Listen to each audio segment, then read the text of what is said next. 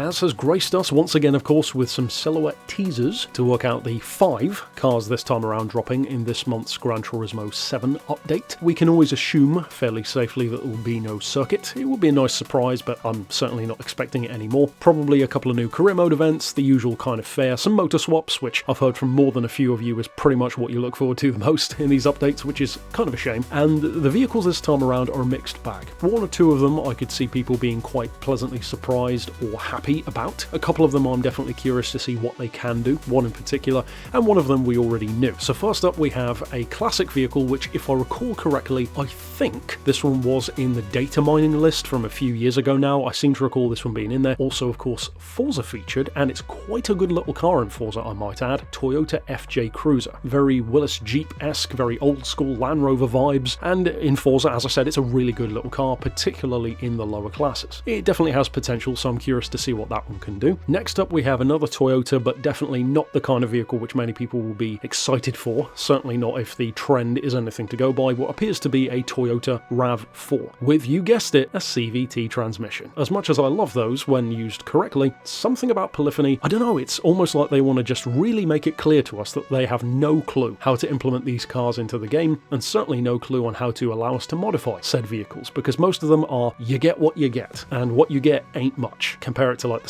CHR, I think it was, and that thing's just absolute rubbish, and they have some wild visual upgrades here and there, the Honda as well, and they certainly don't live up to those visual upgrades, so I guess we'll have to see what this one's like. I would have personally preferred, a modern FJ Cruiser to go alongside the classic one. I actually really like that car, and I've seen a few more of them recently here in the UK that have been imported, or maybe even something like, I don't know, a GR Land Cruiser. Next up we have a vehicle which I actually am quite curious to check out, the essentially Hyundai Elantra N, or the i30N sedan, I guess, depending on what you want to call the car. About 280 or so horses, 8-speed gearbox. When it comes to the N cars, Hyundai is actually pretty impressive in terms of what they're capable of, all the way down from hot hatches up to, of course, the Ioniq N, which we have in the game, which is a pretty cool car for something of its weight. Again, limited by the fact that you can't do too much to it. In the case of this car, one of the reasons why I am curious to see what it can do is because, of course, it's a more traditional approach to a car. Not necessarily going to be a game changer, I don't think, but could be a fun diversion, let's say, from the more obvious Subarus, Mitsubishis, that kind of stuff. The next one is, I think, going to probably annoy some people, the 12R Racing Roadster of the Mazda Roadster, or Mazda MX-5. Sure,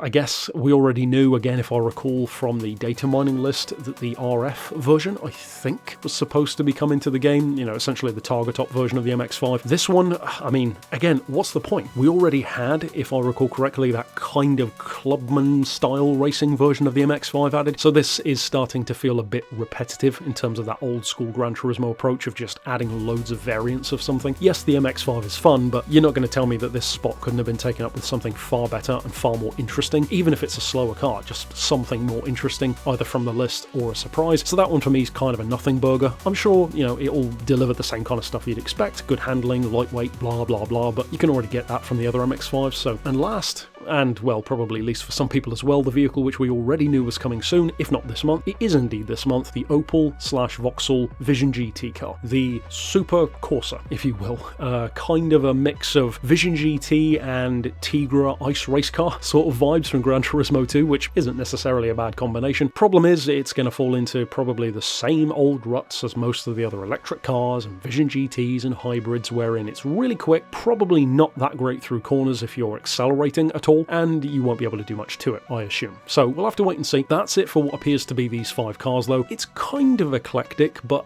eclectic leaning a bit more on the traffic car end of things. What I have more of a problem with is the same as always. Vehicles which are not quite duplicates, but may as well be, in terms of not really bringing anything significant to the table, once you factor in tuning especially, but also cars where, given the amount of time that we're told these vehicles take, whether or not you choose to believe that, then why did you spend that time on this car? The Mazda, for example. You could have easily spent that time on something else, which, I don't know, the community would have actually wanted. A V10 BMW M5, for example, or a C63 AMG, or even, I don't know, something else Japanese, like an Impreza wagon, or an Evo 7, something like that. That's what we've got this month around. We'll have to see what they're like. If they follow the usual pattern, then we can presume we'll have the trailer on Wednesday, of course the update on Thursday. As usual, I will be breaking down my initial thoughts in an overarching review on Thursday, the same day that it drops. Then on the Friday, we'll be talking motor swaps, and then in the the following days I'll review each car individually. So drop your thoughts and or predictions down below. Of course, I'll see you very soon to get the visual confirmation, thanks to the trailer on these 5, and as I said, to talk about the update thereafter. But for now,